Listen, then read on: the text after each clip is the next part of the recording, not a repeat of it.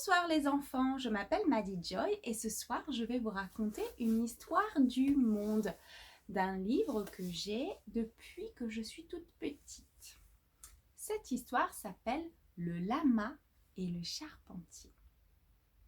Vous êtes prêts?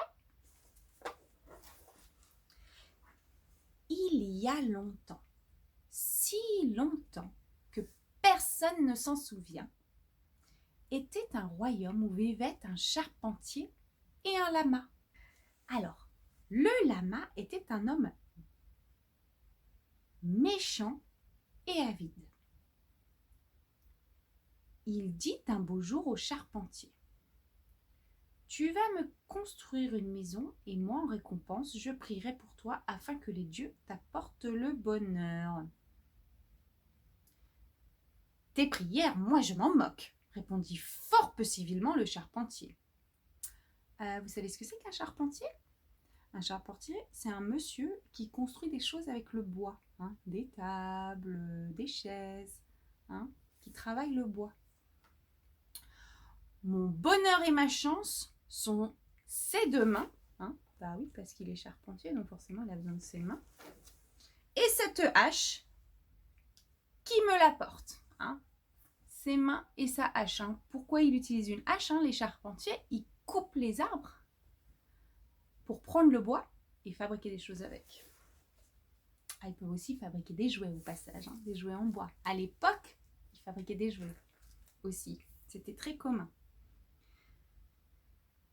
« Tu ne paies rien pour attendre, » se dit le lama.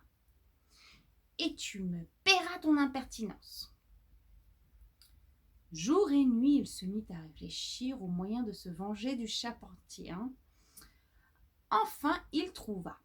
Il s'adressa au roi et lui dit: « Votre Majesté, permettez-moi de vous dire que hier, j'ai été au ciel. Et qui est-ce que j'y ai rencontré? Sire le feu roi, votre père. Il va très bien, sauf, m'a-t-il dit, qu'il aimerait se faire édifier un temple. Mais comme vous le savez, au ciel, il n'y a pas beaucoup de charpentiers. C'est pourquoi il vous fait instamment prier de lui envoyer le vôtre, car à ce qu'il paraît, c'est un admirable charpentier. » Vous savez ce que ça veut dire, ça? Pourquoi pas, dit le roi. Tout de suite d'accord, mais comment lui envoyer ce charpentier? Ça vient, vous allez voir ce que ça veut dire. Veuillez ne point vous en soucier, Majesté. Nous les moines, nous avons là-dessus une certaine expérience, dit le lama, qui exposa son plan au roi. On construira une cabane en bois, on y enfermera le charpentier, entourant le tout d'un grand bûcher qu'on allumera. Quand la cabane prendra feu, une fumée blanche s'élèvera vers le ciel. Sur cette fumée, comme sur un cheval, le charpentier s'en ira rejoindre le père du roi. Donc, comme vous avez compris maintenant, pour envoyer le charpentier au ciel, au paradis, il faut qu'il meure. Donc, ils veulent le faire brûler dans sa cabane. C'est un peu glauque. Vous inquiétez pas, ça va devenir moins glauque après. Le roi accepta et fit savoir la chose au charpentier. « Que puis-je faire, pauvre de moi ?» se lamentait-il auprès de sa femme en rentrant à la maison. « Le lama veut ma mort. »« Qu'est-ce que tu pourrais faire ? C'est pourtant pas si difficile, lui dit sa femme. Cette nuit même, nous allons creuser un tunnel qui ira de notre maison à la cabane qu'ils sont en train d'édifier. Demain, tu reviendras vite par là. » C'est malin, dites donc. Le lendemain, on vint chercher le charpentier, on l'enferma dans la cabane, on rassembla tout autour le bois pour le bûcher et on y mit le feu. Quand une fumée blanche commença à s'élever, le lama se mit à crier. « Là, regardez, c'est lui, vous le voyez? Vous voyez comme il se hâte vers le ciel sur son cheval blanc. » Personne ne voyait rien d'autre que la fumée, mais tout le monde fit semblant de voir en effet le charpentier sur son cheval. Pendant ce temps-là, ce dernier regagnait sa maison par le petit tunnel qu'il avait construit grâce à l'idée de sa femme. Et, bien sûr, il allait se blottir bien au chaud derrière le four. Il resta là un mois entier, sans mettre le bout du nez dehors. Pendant tout ce temps-là, il réfléchissait pour trouver un moyen qui lui permettrait de prendre sa revanche sur le lama. Au bout du mois, il trouva. Il sortit et se présenta tout droit au palais royal.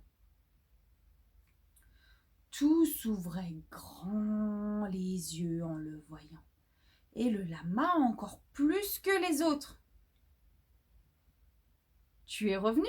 demanda le roi tout étonné. « Comme vous voulez bien le constater, votre majesté, j'arrive directement du ciel, » répondit le charpentier en s'inclinant poliment. « C'était un rude travail que ce temple, votre majesté. Voyez-vous, au ciel, ils travaillent encore tous à l'ancienne. Mais enfin, je suis arrivé à édifier pour le feu roi, votre père, un temple dont il est très satisfait. Seulement maintenant, il a encore une prière à vous adresser. Dans son nouveau temple, il lui faudrait évidemment un lama.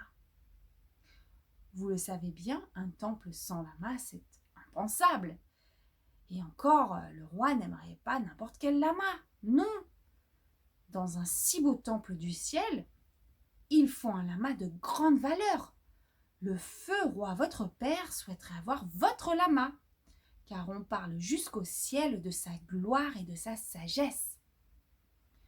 Bien sûr que je pourrais lui donner mon lama à mon père, dit le roi, mais comment l'y envoyer? Comme moi, votre majesté, comme moi, dit le charpentier, l'air innocent. C'est le moyen le plus rapide. Le lama pâlit comme la mort, mais il ne pouvait refuser. Il pensait, après tout, si le charpentier est revenu du ciel, pourquoi pas moi? Naïvement, il se laissa faire quand on l'enferma dans la cabane et qu'on y mit le feu. Oh, bien haut jaillissaient les flammes, quand une fumée noire et lourde se mit à monter. Elle emportait au ciel l'âme noire du méchant lama. Enfin, en Chine, les lamas, ce sont des moines, et les charpentiers, ce sont des personnes qui construisent les choses avec le bois, que ce soit des maisons en bois, des tables en bois, des chaises en bois, des jouets en bois. Mais du coup, ce lama, il n'était pas très gentil. Il voulait la mort du charpentier parce que le charpentier n'avait pas voulu faire ce qu'il voulait. Voilà. Donc, au lieu que ce soit le charpentier qui meurt, c'est le lama qui est mort. Voilà. Bon, j'espère que vous avez aimé l'histoire. Oui, c'est un peu... ça parle de sujets pas forcément super, super joyeux, mais moi, j'ai grandi avec ces histoires et je les ai beaucoup aimées. Donc, j'espère que vous aussi, vous allez aimer. Allez, bonne nuit les enfants!